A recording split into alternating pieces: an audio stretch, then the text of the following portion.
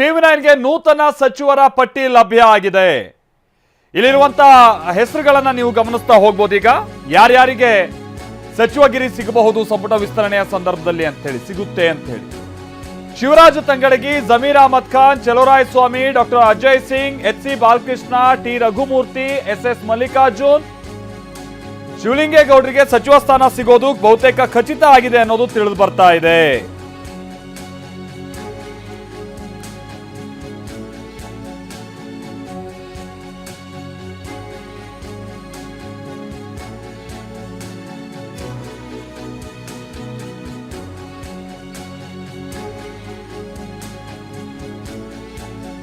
ಹೊಸ ಮುಖಗಳು ಯಾವುದು? ಡಾಕ್ಟರ್ ಅಜಯ್ ಸಿಂಗ್ ಅವರಿಗೆ ಈ ಬಾರಿ ಅವಕಾಶ ಸಿಗುವಂತ ಚಾನ್ಸಸ್ ಬಹುತೇಕ ನಿಚ್ಚಳ ಆಗಿದೆ. ಈ ಕ್ಯಾಬಿನೆಟ್ನಲ್ಲಿ HC ಬಾಲಕೃಷ್ಣ ಅವರಿಗೂ ಅವಕಾಶ ಸಿಗಬಹುದು ಅನ್ನುವಂಥದ್ದು. ಚಳ್ಳಕೆರೆಯ ಶಾಸಕರಿಗೂ ಕೂಡ ಈ ಬಾರಿ ಅವಕಾಶ ಸಿಗುತ್ತೆ ಅನ್ನೋ ಮಾಹಿತಿ TV9ಗೆ ಲಭ್ಯ ಆಗಿದೆ, ಟಿ ರಘುಮೂರ್ತಿ ಅವರಿಗೆ.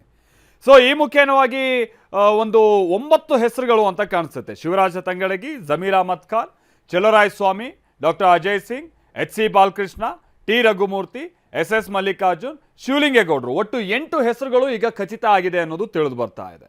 ಅಗೈನ್ ಇದರಲ್ಲಿ ನಾನು ಹೇಳಿದಾಗೆ ಡಾಕ್ಟರ್ ಅಜಯ್ ಸಿಂಗ್ ಅವರಿಗೆ, ಟಿ ರಘುಮೂರ್ತಿ ಅವರಿಗೆ ಮತ್ತು HC ಬಾಲಕೃಷ್ಣ ಅವರಿಗೆ ಈ ಪಟ್ಟಿಯಲ್ಲಿ, ಆಮೇಲೆ ಶಿವಲಿಂಗೇಗೌಡರಿಗೆ 4 ಮಂದಿಗೆ ಈ ಪಟ್ಟಿಯಲ್ಲಿ ಈಗ ಹೊಸಬರಿಗೆ ಅಂತ ಹೇಳ್ಕೊಂಡು, ನಾವು ಹೊಸಬ್ರು ಅಂತಾನೆ ಇವರು ಶಾಸಕರು, ಬಹುತೇಕ ಶಾಸಕರಾಗಿ ಭಾಳ ಸೀನಿಯಾರಿಟಿ ಹೊಂದಿರುವಂಥವ್ರು ಇವರು. ಆದರೆ ಈ ಸಚಿವಗಿರಿ ಅನ್ನುವಂಥ ವಿಚಾರ ಬಂದಂಥ ಸಂದರ್ಭದಲ್ಲಿ ಅದು ನೂತನವಾಗಿ ಇವರೆಲ್ಲ ಸಚಿವಗಿರಿ ಪಡೆಯುವಂಥವ್ರು ಬಹುತೇಕರು. ಸೊ ಈ ಪಟ್ಟಿಯಲ್ಲಿ 4 ಹೆಸರು ಹೊಸಬರಿಗೆ, 4 ಹಳೆಬರಿಗೆ ಅವಕಾಶ ಇದೆ ಅನ್ನೋದು ಗೊತ್ತಾಗ್ತಾ ಇದೆ. ಶಿವರಾಜ್ ತಂಗಡಗಿ ಸಿದ್ದರಾಮಯ್ಯನವರ ಸಂಪುಟದಲ್ಲಿ ಸಚಿವರ ಕಾರ್ಯನಿರ್ವಹಿಸಿದಂಥವ್ರು, ಜಮೀರ್ ಅಹಮದ್ ಖಾನ್ ಕೂಡ ಅಷ್ಟೇ, ಚಲುವರಾಯಸ್ವಾಮಿ ಕೂಡ ಅಷ್ಟೇ. ಅದಾದ ನಂತರದಲ್ಲಿ SS ಮಲ್ಲಿಕಾರ್ಜುನ್ ಅವರು, ಇವ್ರುಗಳಿಗೆ ಅವಕಾಶ ಸಿಗ್ಬೋದಾ ಅಂತ ಚಾನ್ಸಸ್ ಬಹುತೇಕ ನಿಕ್ಕಿ ಇದೆ. ಅದರ ಜೊತೆಗೆ KM ಶಿವಲಿಂಗೇಗೌಡರು, ಇವರು ಕಾಂಗ್ರೆಸ್ಗೆ JDSನಿಂದ ಬಂದು ಕಂಟೆಸ್ಟ್ ಮಾಡಿ ಗೆದ್ದು ಅವರು ಕಾಂಗ್ರೆಸ್ಗೆ ಬರುವಂಥ ಸಂದರ್ಭದಲ್ಲೇ ನನಗೆ ಮುಂದೆ ಸರ್ಕಾರ ಬರುವಂಥ ಸಂದರ್ಭದಲ್ಲಿ ಸಚಿವಗಿರಿ ಕೊಡ್ತೀವಿ ಅನ್ನುವಂಥ ಒಂದು ಭರವಸೆ ಕೊಟ್ಟಿದ್ದರು ಅಂತ ಹೇಳ್ಕೊಂಡು ಅವ್ರು ಭಾಳ ಸಂದರ್ಭದಲ್ಲಿ ಶಿವಲಿಂಗೇಗೌಡರು ಹೇಳಿದ್ದಾರೆ. ಆಮೇಲೆ ಕಲಾಪ ನಡೆಯುವಂಥ ಸಂದರ್ಭದಲ್ಲಾಗಿರ್ಬೋದು ಅಥವಾ ಇನ್ನಿತರ ಸಂದರ್ಭದಲ್ಲಿ ಭಾಳ ಪಕ್ಷಕ್ಕೆ ಭಾಳ ಗಟ್ಟಿಯಾಗಿ ನಿಲ್ಲುವಂತಹ ಒಂದು ದೇಸಿ ಪ್ರತಿಭೆ ಯಾರು ಶಿವಲಿಂಗೇಗೌಡರು. ಅವ್ರು ಆಡುವಂಥ ಮಾತು ಮತ್ತೊಂದು ಕೆಲವೊಂದು ಸಂದರ್ಭದಲ್ಲಿ ಭಾಳ ಪಕ್ಷಕ್ಕೆ ಒಂದು ರೀತಿ ನಾನು ಭಾಳ ಬಲವಾಗಿ ನಿಂತಿದ್ದೀನಿ ಅನ್ನುವಂಥ ರೀತಿಯ ಅಂತ ಸಂದೇಶ ಕೊಡುವಂಥದ್ದು ಅವ್ರು ಹಿಂದೆ ಇದ್ದಂಥ ಪಕ್ಷದಲ್ಲೂ ಅಷ್ಟೇ, ಈಗಲೂ ಅಷ್ಟೇ. ಸೊ ಶಿವಲಿಂಗೇಗೌಡರಿಗೊಂದು, ಅದಾದ ನಂತರದಲ್ಲಿ ಡಾಕ್ಟರ್ ಅಜಯ್ ಸಿಂಗ್, ಹಾಗೆ HC ಬಾಲಕೃಷ್ಣ, ಜೊತೆಗೆ ಟಿ ರಘುಮೂರ್ತಿ, ಈ 4 ಹೊಸ ಹೆಸರುಗಳನ್ನು ಹೊರತುಪಡಿಸಿದ್ರೆ ಇನ್ನೂ ಹೋದಂಥವ್ರು ಕಳೆದ ಕ್ಯಾಬಿನೆಟ್ನಲ್ಲಿ ಇದ್ದಂಥವ್ರು 4. ನಿಮ್ಗೆ ಗೊತ್ತಿರಲಿ, ಒಟ್ಟು 20 ಸ್ಥಾನಗಳನ್ನು ತುಂಬಿಸ್ಕೊಳ್ಳೋಕ್ಕೆ ಅವಕಾಶ ಇದೆ. ಪ್ರಮೋದ್ ನಮ್ಗೆ ಇದಕ್ಕೆ ಸಂಬಂಧಪಟ್ಟಂಗೆ ಡೀಟೇಲ್ಸ್ ಅನ್ನ ಕೊಡ್ತಾರೆ. ಪ್ರಮೋದ್, ಈಗ ಹಂತ ಹಂತವಾಗಿ ಬಹುಶಃ ಈ ಹೆಸರುಗಳನ್ನು ನಾವು ಗಮನಿಸ್ತಾ ಹೋಗ್ಬೋದು ಅಂತ ಕಾಣಿಸುತ್ತೆ. ಈ 8 ಜನರ ವಿಚಾರವಾಗಿ ಪ್ರಮೋದ್ ಯಾವ ಮಾನದಂಡ ಅನ್ನುವಂಥದ್ದನ್ನ ಕಡೆಗೆಲ್ಲ ಗಮನ ಕೊಟ್ಟಾಗ ಏನು ಡೀಟೇಲ್ಸ್ ಗೊತ್ತಾಗ್ತಾ ಇದೆ ಪ್ರಮೋದ್? ಮಲ್ತೇಶ್, AICC ಮೂಲಗಳಿಂದ ನಮಗೆ ಸಿಗ್ತಾ ಇರುವಂತಹ ಮಾಹಿತಿ, ಇದರಲ್ಲಿ ಹಿರಿಯರು ಕೂಡ ಇದ್ದಾರೆ, ಜೊತೆಗೆ ಅನುಭವಗಳು ಕೂಡ ಇದ್ದಾರೆ, ಜೊತೆಗೆ ಸ್ಥಳೀಯ ರಾಜಕಾರಣ, ಸ್ಥಳೀಯ ಬೆಳವಣಿಗೆಗಳು, ಸ್ಥಳೀಯ ರಾಜಕೀಯ ಪರಿಸ್ಥಿತಿ ಇದೆಲ್ಲವನ್ನು ಕೂಡ ಗಮನಿಸಿ ಈ ಪಟ್ಟಿಯನ್ನು ಸಿದ್ಧಪಡಿಸಲಾಗಿದೆ. ಇದರಲ್ಲಿ 8 ಮಂದಿ ನಮಗೆ ಸಿಕ್ಕಿರುವಂತಹ ಮಾಹಿತಿ ಪ್ರಕಾರ 4 ಹೊಸಬರು. ಶಿವಲಿಂಗೇಗೌಡರು ಶಾಸಕರಾಗಿ ಹಿರಿಯರು, ಅನುಭವಿಗಳು, ಜೊತೆಗೆ ಮಂತ್ರಿಯಾಗಿ ಮೊದಲನೇ ಬಾರಿ. ಅದೇ ರೀತಿ ಮಾಗಡಿ ಬಾಲಕೃಷ್ಣ ಅವರು ಹಿಂದೆ BJPಯಲ್ಲಿದ್ದಾಗಲೂ ಕೂಡ, ಅಂದರೆ 5-6 ಬಾರಿ ಶಾಸಕರಾಗಿ ಸಾಕಷ್ಟು ಅನುಭವ ಇರೋರು, ಅದರ ಮಂತ್ರಿಯಾಗಿ ಮೊದಲಿಗರು. ಅದೇ ರೀತಿ ಡಾಕ್ಟರ್ ಅಜಯ್ ಸಿಂಗ್ ಕೂಡ ಸಾಕಷ್ಟು ವರ್ಷಗಳಿಂದ ಶಾಸಕರಾಗಿ ಕಾರ್ಯನಿರ್ವಹಣೆ ಮಾಡ್ತಾ ಇದ್ದಾರೆ, ಅವ್ರಿಗೂ ಕೂಡ ಅವಕಾಶ ಸಿಗ್ತಾ ಇದೆ. ಇದರ ಜೊತೆಗೆ ರಘುಮೂರ್ತಿ, ಚಳ್ಳಕೆರೆಯ ರಘುಮೂರ್ತಿ ಅವರು ಕೂಡ ST ಸಮುದಾಯದಿಂದ ಬಂದವರು, ಶಾಸಕರಾಗಿ ಅನುಭವ ಇದೆ. ಈ ರೀತಿ ಮೊದಲ ಸಚಿವರ ಪಟ್ಟಿಯಲ್ಲಿ ಕೂಡ ಅವರಿಗೆ ಅವಕಾಶ ಸಿಕ್ಕಿದೆ. ಅದನ್ನು ಹೊರತಾಗಿ ಹಿರಿಯರನ್ನು ನೋಡ್ತಾ ಇದ್ರೆ, ಈಗಾಗಲೇ ಮಂಡ್ಯ ಭಾಗದಲ್ಲಿ ಸಾಕಷ್ಟು ಒತ್ತಡಗಳಿದೆ, ರಾಜಕಾರಣದ ಒತ್ತಡ ಇದೆ, ಕಾವೇರಿ ಒತ್ತಡ ಇದೆ, ಒಕ್ಕಲಿಗ ಸಮುದಾಯದ ಪ್ರಾತಿನಿಧ್ಯತೆ ಕೊಡಬೇಕಾಗತ್ತೆ. ಎಲ್ಲ ಕಾರಣಗಳಿಗೋಸ್ಕರ ಚಲುವರಾಯಸ್ವಾಮಿ ಅವರಿಗೆ ಮನೆ ಹಾಕಿರೋ ಬಗ್ಗೆ ಮಾಹಿತಿ ಲಭ್ಯವಾಗ್ತಾ ಇದೆ. ಅದೇ ರೀತಿ ಮುಸ್ಲಿಂ ಸಮುದಾಯದಲ್ಲಿ ಈಗಾಗಲೇ ಮುಸ್ಲಿಂ ಸಮುದಾಯದ ನಾಯಕರಾಗಿ ಗುರುತಿಸಿಕೊಂಡಿರುವಂಥ ಜಮೀರ್ ಅಹಮದ್ ಖಾನ್ ಅವರಿಗೂ ಕೂಡ ಅವಕಾಶವನ್ನು ನೀಡಲಾಗಿದೆ. ಇದರ ಜೊತೆಗೆ ತನ್ವೀರ್ ಸೇಠ್ ಮತ್ತೆ ರಿಜ್ವಾನ್ ಅವರ ನಡುವೆ ಪೈಪೋಟಿ ಕೂಡ ಇದೆ. ಅದರ ನಡುವೆ ಅವರಿಬ್ಬರ ನಡುವೆ ಯಾರು ಸಚಿವ ಸ್ಥಾನವನ್ನು ಗೆಟ್ಟಿಸ್ತಾರೆ ಅದು ಒಂದು ಕುತೂಹಲ ಇದೆ. ಇನ್ನು ಶಿವರಾಜ್ ತಂಗಡಗಿ ಅವರಿಗೆ ಬೋವಿ ಸಮುದಾಯದಿಂದ ಕೇವಲ 2 ಶಾಸಕರಿದ್ದಾರೆ ಮಲ್ತೇಶ್, ಒಂದು ST ಶ್ರೀನಿವಾಸ್, ಮತ್ತೊಂದು ಶಿವರಾಜ್ ತಂಗಡಗಿ. ಹೀಗಾಗಿ ಹಿರಿತನ ಅಂತ ಬಂದಂಥ ಸಂದರ್ಭದಲ್ಲಿ ಶಿವರಾಜ್ ತಂಗಡಿಗೆ ಕೊಡ್ತಾರೆ. ಜೊತೆಗೆ ST ಶ್ರೀನಿವಾಸ್ ಇನ್ನು ಮೊದಲ ಬಾರಿಯ ಶಾಸಕರಾಗಿದ್ದಾರೆ.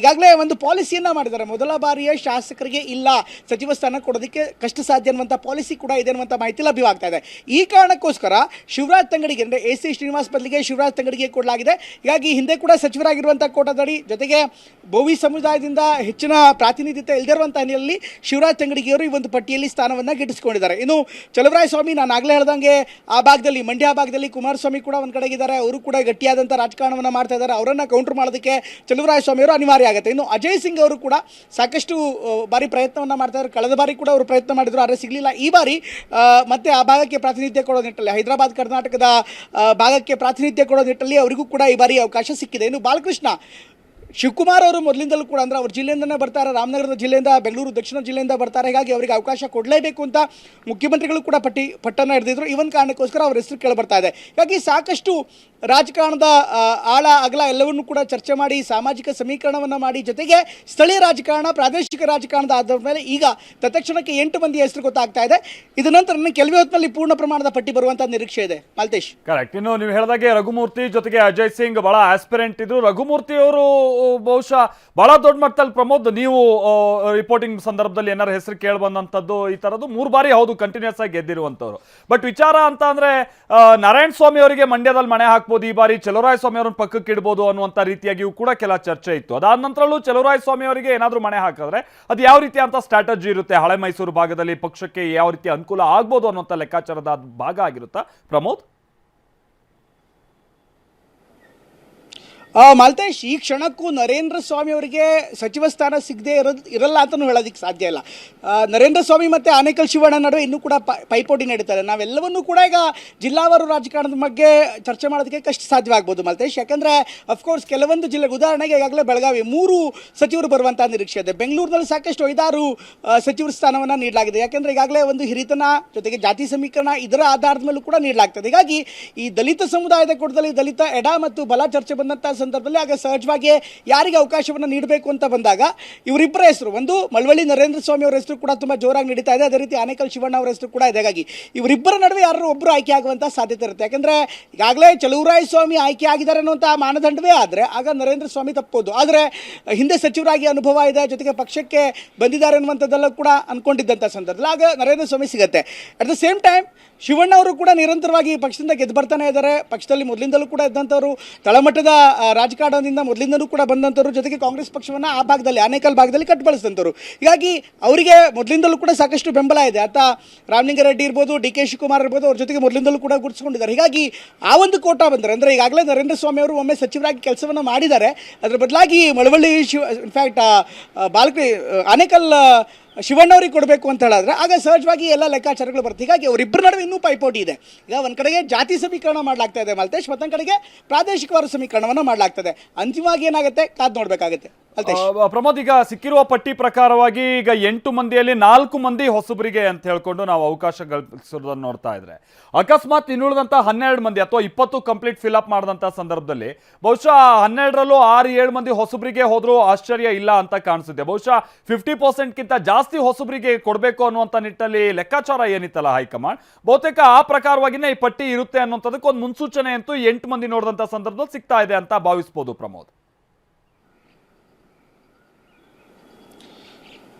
ಖಂಡಿತ ಇನ್ನಷ್ಟು ಹೆಸರುಗಳು ಬರ್ತಾ ಇದೆ ಮಾಲ್ತೇಶ್. ಈಗಾಗಲೇ ನಮ್ಮೆಲ್ಲ ರಿಪೋರ್ಟರ್ಗಳು ಕೂಡ ಟ್ರ್ಯಾಕ್ ಮಾಡ್ತಾ ಇದ್ದಾರೆ. ಈಗ ಸಿಗ್ತಾ ಇರುವಂತಹ ಮಾಹಿತಿ ಪ್ರಕಾರ ರಿಜ್ವಾನ್ ಅರ್ಷದ್ ಅವರ ಹೆಸರು ಕೂಡ ಬರ್ತಾ ಇದೆ, ಸಂತೋಷ್ ಲಾಡ್ ಅವರ ಹೆಸರು ಕೂಡ ಬರ್ತಾ ಇದೆ, ಪುಟ್ರಂಗ್ ಶೆಟ್ಟಿ ಅವರ ಹೆಸರು ಕೂಡ ಬರ್ತಾ ಇದೆ, ಅದೇ ರೀತಿ GS ಪಾಟೀಲ್ ಸ್ಪೀಕರ್ ಆಗ್ತಾರೆ ಅಂತ ಹೇಳಲಾಗ್ತಾ ಇದೆ, ಮಧು ಬಂಗಾರಪ್ಪ ಸೌದಿ ಅವರ ಹೆಸರು ಕೂಡ ಬರ್ತಾ ಇದೆ. ಹೀಗಾಗಿ ಸಾಕಷ್ಟು ಹೆಸರುಗಳು ನಿರಂತರವಾಗಿ ಬರ್ತಾ ಇದೆ. ನಾಗೇಂದ್ರ ಈಗ ಅವಕಾಶವನ್ನು ಪಡೆದಾರಂತ ಮಾಹಿತಿ ಲಭ್ಯವಾಗ್ತಾ ಇದೆ. ರುದ್ರಪ್ಪ ಲಮಾಣಿ ಅವರಿಗೂ ಕೂಡ, ಲಮಾಣಿ ಸಮುದಾಯದಿಂದ ಅವರಿಗೂ ಕೂಡ ಅವಕಾಶವನ್ನು ಕೊಡಲಾಗಿದೆ. ಹೀಗಾಗಿ ಅದೇ ರೀತಿ ನಾರಾಯಣ ಸ್ವಾಮಿ ಅವರಿಗೂ ಕೂಡ ಅವಕಾಶವನ್ನು ನೀಡಲಾಗಿದೆ. ಹೀಗಾಗಿ ಸಾಕಷ್ಟು ಅಳದು ತೂಗಿ ಎಲ್ಲವನ್ನು ಕೂಡ ಮಾಡಲಾಗಿದೆ. ಕೋಲಾರದಿಂದ ನಾರಾಯಣ ಸ್ವಾಮಿ ಅವರ ಹೆಸರು ಕೂಡ ಬರ್ತಾ ಇದೆ.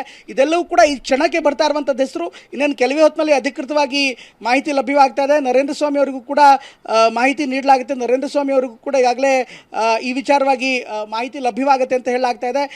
ಸಾಕಷ್ಟು ವಿವರಗಳು ಬರ್ತಾ ಇದೆ.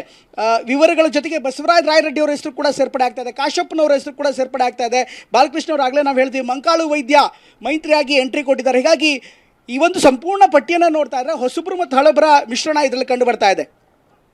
ಕರೆಕ್ಟ್ ಬಟ್ ಪ್ರಮೋದ್, ನಾಗೇಂದ್ರ ಅವರನ್ನ ಏನಾದ್ರು ಕ್ಯಾಬಿನೆಟ್ಗೆ ಸೇರ್ಕೊಳ್ಳುವಂತ ನಿಮ್ಗೆ ಸಿಗ್ತಾ ಇರುವಂತ ಪಟ್ಟಿನೇ ಏನಾದ್ರು ಆ ನಂತರದಲ್ಲಿ ಅಧಿಕೃತ ಆದ್ರೆ, ಇನ್ನು ಆನ್ಗೋಯಿಂಗ್ ಇನ್ವೆಸ್ಟಿಗೇಷನ್ ನಡೀತಾ ಇದೆ ಕೆಲ ಹಗರಣಕ್ಕೆ ಸಂಬಂಧಪಟ್ಟ ಹಾಗೆ, will it be a good move ಅಂತ ಅನ್ಸುತ್ತಾ ಪ್ರಮೋದ್, ಅಥವಾ ಇದು ರಿಸ್ಕ್ ಟೇಕಿಂಗ್ ಮೂವ್ ಅಂತ ಅನ್ಸುತ್ತಾ? ಏನ್ ಕತೆ ಪ್ರಮೋದ್? ಮಾಲ್ತೇಶ್, ನಿನ್ನೆ ನಾವು ಇದು ವಿಚಾರವಾಗಿ ಒಂದು ವಿವರವಾದಂಥ ಸ್ಟೋರಿಯನ್ನು ಕೂಡ ಮಾಡಿದ್ವಿ. ಈಗ ನಾಗೇಂದ್ರ ಅವರ ವಿಚಾರವಾಗಿ ಅವರನ್ನು ಸಂಪುಟಕ್ಕೆ ಸೇರಿಸ್ಕೊಳ್ಳೋ ನಿಟ್ಟಿನಲ್ಲಿ ಸಾಕಷ್ಟು ಎಕ್ಸಸೈಸನ್ನು ಹೈಕಮಾಂಡ್ ಕೂಡ ಮಾಡಿದೆ. ನಿರಂತರವಾಗಿ ನಾಗೇಂದ್ರ ಕೂಡ ಮಂತ್ರಿ ಆಗಬೇಕು ಅಂತ ಪ್ರಯತ್ನವನ್ನು ಪಟ್ಟಿದ್ರು. ಅದಕ್ಕೂ ಮೊದಲು ಕಾನೂನಾತ್ಮಕ ಸಲಹೆಯನ್ನು ಕೂಡ ಪಡೆಯಲಾಗಿದೆ. ಅಭಿಷೇಕ್ ಮನು ಸಿಂಘ್ವಿ ಅಂತ ಹಿರಿಯ ವಕೀಲರ ಮೂಲಕ ಒಂದು ಅಭಿಪ್ರಾಯವನ್ನು, ಲೀಗಲ್ ಒಪಿನಿಯನ್ ಕೂಡ ಪಡೆದಿದ್ದಾರೆ. ಅವರು ಪಡೆದು ಆನಂತರ ಸಂಪೂರ್ಣ ವಿವರವನ್ನು ಸಲ್ಲಿಕೆ ಮಾಡಿದ್ದಾರೆ. ಹೀಗಾಗಿ ಲೀಗಲ್ ಒಪಿನಿಯನ್ ಆಧರಿಸಿ ಈಗಾಗಲೇ SIT ಅನ್ನು ತನಿಖೆ ಮಾಡಿದೆ. SIT ತನಿಖೆ ಆದ ಬಳಿಕ ಅದರಿಂದ ಬಂದಿರುವಂಥ ರಿಪೋರ್ಟನ್ನು ಆಧರಿಸಿ SIT ತನಿಖೆ ವೇಳೆ ವಾಲ್ಮೀಕಿ ಹಗರಣದಲ್ಲಿ ನಾಗೇಂದ್ರ ಅವರಿಗೆ ಕ್ಲೀನ್ ಚಿಟ್ ಅನ್ನು ಕೊಡಲಾಗಿದೆ. ಇನ್ನು CBI ಕೂಡ ಪೆಂಡಿಂಗ್ ಇದೆ. CBI ಪೆಂಡಿಂಗ್ ಇದ್ರೂ ಕೂಡ ಅದರ ಬಗ್ಗೆ ಸಾಧಕ ಬಾಧಕಗಳನ್ನು ಆಧರಿಸಿ ಅದೆಲ್ಲವನ್ನು ಕೂಡ ವಿವರಿಸಲಾಗಿದೆ. ಸಾಧಕ ಬಾಧಕಗಳನ್ನು ಲೀಗಲ್ ಒಪಿನಿಯನ್ ಮೂಲಕ ಮಾಹಿತಿ ಕಲೆ ಹಾಕಿ ಆನಂತರ ಅದರ ಮೇಲೆ ಹೈಕಮಾಂಡ್ ಡಿಸಿಷನ್ಸ್ ಮಾಡಿದೆ. ಹೀಗಾಗಿ ನಾಗೇಂದ್ರ ಅವರ ಹೆಸರಿಂದ ಸಾಕಷ್ಟು ಚಿಂತನಾ ಮಂಥನ ಆಗಿದೆ. ಲೀಗಲ್ ಒಪಿನಿಯನ್ ಕೂಡ ಪಡೆಯಲಾಗಿದೆ. ಅಂತಿಮವಾಗಿ ರಾಜಕಾರಣದಲ್ಲಿ ಲೀಗಲ್ ಒಪಿನಿಯನ್ ಎಷ್ಟರ ಮಟ್ಟಿಗೆ ಕೌಂಟ್ ಆಗುತ್ತೆ ಅನ್ನೋದು ಕೂಡ ಒಂದು ದೊಡ್ಡ ಪ್ರಶ್ನೆನೇ. ಆಮೇಲೆ ಇದಾದ ಬಳಿಕ ಮುಂದೇನಾಗುತ್ತೆ, ಅದನ್ನು ಯಾವ ರೀತಿ ಸ್ವೀಕಾರ ಮಾಡಲಾಗುತ್ತೆ, ಅದನ್ನು ಕಾದು ನೋಡಬೇಕಾಗತ್ತೆ. ಮಾಲ್ತೇಶ್. ಓಕೆ ಪ್ರಮೋದ್, ಮಾತನಾಡ್ತೀನಿ ನಾನು ನಿಮ್ಮ ಜೊತೆಗೆ.